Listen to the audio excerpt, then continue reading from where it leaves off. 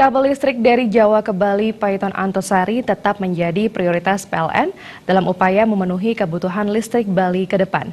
Pernyataan tersebut disampaikan oleh Jenderal Manajer PT PLN Distribusi Bali, Nyoman Suwarjoni Astawa di Denpasar.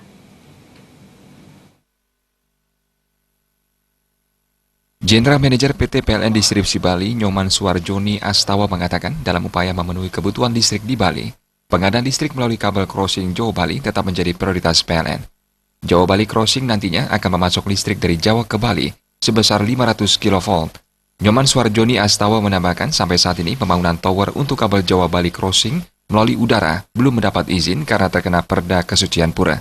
Seperti diketahui, salah satu tower Jawa Bali Crossing akan dibangun di sekitar Pura Segara Rupek.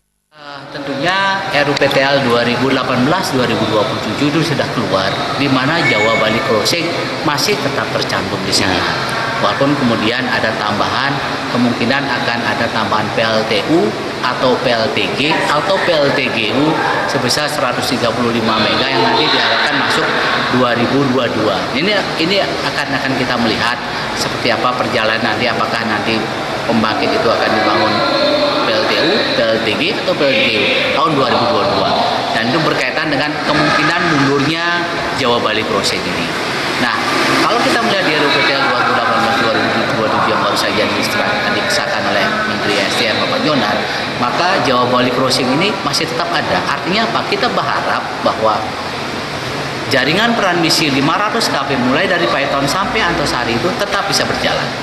Hanya sekarang apakah nanti kemudian dari Jawa ke Bali itu nyebrangnya itu melalui kabel laut atau lewat udara, itu yang kami sangat berharap.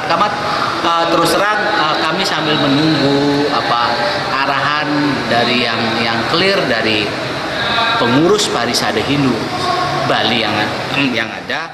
Nyoman Suwarjoni Astawa menambahkan selain pengadaan listrik melalui kabel Jawa Bali Crossing, PLN akan membangun PLTU dan PLTG yang akan memasok listrik untuk Bali sebesar 135 MV yang akan mengalir pada tahun 2023 nanti.